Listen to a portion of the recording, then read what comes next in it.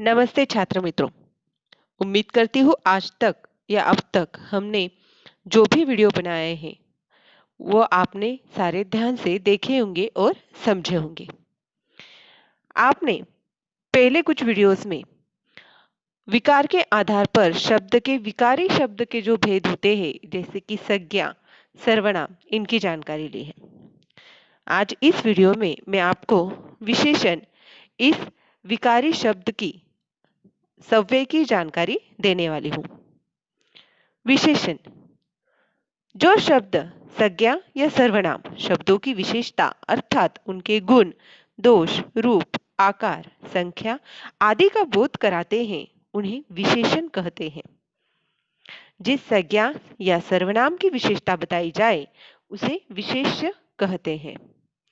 देखिए, संज्ञा या सर्वनाम शब्दों की जानकारी जो शब्द वाक्य में देते हैं उन्हें विशेषण कहा जाता है, परंतु वह विशेषण जिस संज्ञा या सर्वनाम की जानकारी बताते हैं उन्हें विशेष्य कहते हैं। जैसे संजय नागपुरी संतरे लाया। यहाँ पर नागपुरी यह शब्द विशेषण है और वह किसका विशेष्य है? संतरे का विशेषण है, संतरे का। तो संतरे हुआ विशेष्य और विशेषण हुआ नागपुरी। रुचि ने पीली साड़ी पहनी। यहाँ पर साड़ी उसका रंग बताया गया है, तो पीली शब्द हुआ विशेषण और जिसका विशेषण बताया गया है वह है संज्ञा साड़ी, तो साड़ी हुई विशेष्य। धवल ने एक आम खाया। यहाँ पर आम की संख्या बताई गई है, इसीलिए एक यह विशेषण हुआ, परंतु एक यह विशेषण किसका बताया गया है? तो आम इस विशेष्य का, तो आम विशेष्य हुआ। विशेषण के कुल 4 प्रकार होते हैं। पहला प्रकार गुणवाचक विशेषण। जो शब्द संज्ञा या सर्वनाम के गुण, दोष, रूप, रंग आदि का बोध कराते हैं उन्हें गुणवाचक विशेषण कहते हैं। देखिए, संज्ञा या सर्वनाम के गुण, गुण यानी कि सभी अच्छे होते हैं ऐसे नहीं, तो दोष भी, रूप भी, रंग भी, इन सभी बातों का जो बोध कराते हैं, जानकारी देते हैं, ऐसे शब्दों को कहा जाता है गुणवाचक विशेषण। जैसे अच्छा, बुरा, मोटा, पतला, ऊंचा आदि। वाक्य किस तरह से होते हैं? तो जैसे झील में सुंदर कमल खिले हैं। कमल का अच्छा गुण सुंदर यहाँ पर बताया गया है। राम बहुत वीर थे। यहाँ पर वीर यह गुण बताया गया है, इसीलिए इसे गुणवाचक विशेषण कहते हैं। विशेषण का दूसरा प्रकार संख्यावाचक विशेषण। जो शब्द संज्ञा या सर्वनाम की संख्या का बोध कराते हैं उन्हें संख्यावाचक विशेषण कहते हैं। जैसे 2 लड़के, 5 सेब। मनु को एक रसगुल्ला दे दो। यहाँ पर रसगुल्ले की संख्या बताई गई है, वह विशेषण हुआ, तो वह संख्यावाचक विशेषण है। टोकरी में कितने सेब हैं? यहाँ पर सेब कितने इस शब्द से उसकी संख्या का कहीं ना कहीं विवरण दिया गया है, इसीलिए वह संख्यावाचक विशेषण है। उदाहरण देखेंगे छात्र मित्रों, तो यहाँ पर एक, कितने यह संख्यावाचक विशेषण है, परंतु इनको समझने के लिए हमें आगे देखना है विशेषण के 2 प्रकार। संख्यावाचक विशेषण के 2 भेद होते हैं।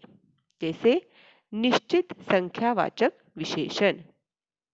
जो शब्द संज्ञा या सर्वनाम की निश्चित संख्या का बोध कराते हैं उन्हें निश्चित संख्यावाचक विशेषण कहते हैं। निश्चित, कंफर्म, यानी कि ये पक्का होता है कि वह कितनी संख्या है, यानी कि संज्ञा या सर्वनाम की निश्चित संख्या, तो उसे निश्चित संख्यावाचक विशेषण कहते हैं। जैसे 3 घोड़े, 10 दिशाएं। चाचा जी केवल 15 मिनट हमारे साथ रहेंगे। मेरी कक्षा के 5 लड़के जिला स्तर की खेल प्रतियोगिता के लिए चुने गए। देखिए, यहाँ पर निश्चित संख्या का हमें बोध होता है, इसीलिए इसे निश्चित संख्यावाचक विशेषण कहते हैं। संख्यावाचक विशेषण का जो दूसरा प्रकार है वह है अनिश्चित संख्यावाचक विशेषण। जो शब्द संज्ञा या सर्वनाम की अनिश्चित संख्या का बोध कराते हैं उन्हें अनिश्चित संख्यावाचक विशेषण कहते हैं। जैसे कुछ बच्चे, अनेक नगर, वहां सभी बच्चे आकर खेलने लगे। बच्चे इस संज्ञा की संख्या यहाँ पर बताई तो गई है परंतु अनिश्चित है। हमें समझ में नहीं आता कितने, लेकिन संख्या तो यानी कि सभी, इसीलिए इसे अनिश्चित संख्यावाचक विशेषण कहते हैं। भूकंप में सैकड़ों लोग मारे गए। सैकड़ों यह भी अनिश्चित संख्यावाचक विशेषण है। विशेषण का तीसरा प्रकार परिमाणवाचक विशेषण। जो शब्द संज्ञा या सर्वनाम की मात्रा यानी कि नाप, तोल, वजन, उसका अंतर का बोध कराते हैं उन्हें परिमाणवाचक विशेषण कहते हैं। परिमाण यानी कि प्रमाण, प्रमाण मात्रा। तो जो शब्द संज्ञा सर्वनाम का प्रमाण बताते हैं हमें, यानी कि वह कितना लंबा है, कितना छोटा है वगैरह, तो उसे परिमाणवाचक विशेषण कहते हैं। जैसे 2 लीटर तेल, 4 किलो गेहूं। जैसे आपके दूध में कितना शहद डालूं? देखिए शहद इसका प्रमाण पूछा गया है, इसीलिए वह परिमाणवाचक विशेषण हुआ। 4 किलो गेहूं यानी कि गेहूं का यहाँ पर तोल बताया गया है 4 किलो, इसीलिए वह हुआ परिमाणवाचक विशेषण। इसके भी दो प्रकार होते हैं। परिमाणवाचक विशेषण के दो भेद। पहला निश्चित परिमाणवाचक विशेषण। जो शब्द संज्ञा या सर्वनाम की निश्चित मात्रा का बोध कराते हैं उन्हें निश्चित परिमाणवाचक विशेषण कहते हैं। जैसे 10 किलो चावल, 2 लीटर दूध। बाजार से 2 मीटर कपड़ा लाओ। कपड़े का यहाँ पर नाप बताया गया है 2 मीटर, वह हुआ निश्चित परिमाणवाचक विशेषण। 5 डिब्बे में 5 किलो चीनी भर दो। 5 किलो यह प्रमाण बताया गया है, इसीलिए वह भी हुआ निश्चित परिमाणवाचक विशेषण।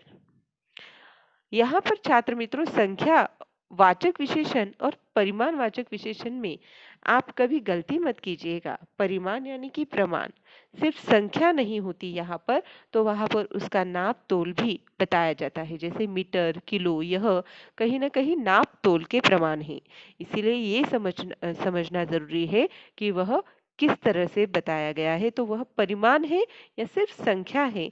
तो सिर्फ संख्या हुई तो वह संख्यावाचक विशेषण होता है, परंतु इस तरह से नाप तोल का प्रमाण दिया जाए तो वह परिमाणवाचक विशेषण होता है। परिमाणवाचक विशेषण का दूसरा प्रकार अनिश्चित परिमाणवाचक विशेषण। जो शब्द संज्ञा या सर्वनाम की अनिश्चित मात्रा का बोध कराते हैं उन्हें अनिश्चित परिमाणवाचक विशेषण कहते हैं।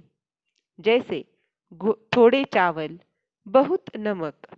देखिए यहाँ पर प्रमाण तो बताया है परंतु वस्तु का वह प्रमाण कम, थोड़ा इन शब्दों में बताया गया है, यानी कि उनका भी कोई निश्चित प्रमाण नहीं है। तो चाय में कम चीनी लेनी चाहिए, यानी कि वस्तु का संज्ञा सर्वनाम का प्रमाण यहाँ पर बताया गया है। तेल, थोड़ा सा तेल, भोजन में थोड़ा तेल आवश्यक है, यानी कि तेल का प्रमाण यहाँ पर बताया गया है परंतु वह निश्चित संख्या में नहीं है, इसीलिए उसे अनिश्चित परिमाणवाचक विशेषण कहेंगे। विशेषण का चौथा और आखिरी प्रकार सार्वनामिक विशेषण। जो सर्वनाम शब्द वाक्य में विशेषण का कार्य करते हैं उन्हें सार्वनामिक विशेषण कहते हैं। जैसे वह आदमी, यह घर। देखिए सर्वनाम। वाक्य में सर्वनाम ही विशेषण का कार्य करता है, तो उसे सार्वनामिक विशेषण कहते हैं। यही घर मेरा है। देखिए, संज्ञा के पहले आकर सर्वनाम ने यहाँ पर विशेषण का कार्य किया है, इसीलिए यही शब्द हुआ सार्वनामिक विशेषण। मेरा कोट लाओ। संज्ञा के पहले सर्वनाम आकर उसने यहाँ पर विशेषण का कार्य किया है, इसीलिए मेरा यह शब्द हुआ सार्वनामिक विशेषण। छात्र मित्रों, विशेषण के 4 प्रकार यहीं पर खत्म होते हैं, परंतु आपको विशेषण शब्दों की रचना किस तरह से होती है वह भी जानकारी देती हूँ। संज्ञा व क्रिया शब्दों में प्रत्यय लगाकर विशेषण बनाए जाते हैं। प्रत्यय शब्द के पीछे कुछ शब्दांश लगकर जो नया शब्द तैयार होता है, तो पीछे लगने वाले शब्द को प्रत्यय कहा जाता है। तो संज्ञा शब्द या क्रिया शब्द, उनके पीछे कोई शब्दांश लगकर जब कोई नया विशेषण तैयार होता है, तब उसे संज्ञा व क्रिया शब्दों में प्रत्यय लगाकर विशेषण बनना कहते हैं। जैसे साल, सालाना, दर्द, दर्दनाक। साल इस शब्द के पीछे आना यह प्रत्यय लगने के बाद सालाना हुआ। दर्द के पीछे नाक यह प्रत्यय लगने के बाद दर्दनाक। उसी तरह से आ यह प्रत्यय लगने पर जैसे प्यासा, भूखा। ई यह प्रत्यय लगने पर ज्ञानी, उपयोगी, परिश्रमी, पापी। इक यह प्रत्यय लगने पर धार्मिक, वैज्ञानिक, प्रशासनिक, औद्योगिक। ऐसे और भी प्रत्यय तथा उनसे तैयार होने वाले विशेषण शब्दों की रचना आगे दी गई है। छात्र मित्रों, इन विशेषण शब्दों को भी आप अच्छी तरह से समझ लें, इनकी रचना को समझ लें। जो विशेषण की परिभाषा मैंने आपको बताई है, उसे अच्छी तरह से पढ़ें, अपनी व्याकरण की नोटबुक में लिखें और समझें। जो विशेषण के प्रकार हैं, गुणवाचक विशेषण, संख्यावाचक विशेषण, परिमाणवाचक विशेषण तथा सार्वनामिक विशेषण, उनकी भी पूरी जानकारी मैंने आपको जो दी है, उसे अपनी व्याकरण की नोटबुक में लिखें और उनके उदाहरण को भी लिखकर समझने की कोशिश करें। आगे आपको कृति, स्वाध्याय एवं उत्तर दिए गए हैं। घर पे रहें, सुरक्षित रहें। धन्यवाद।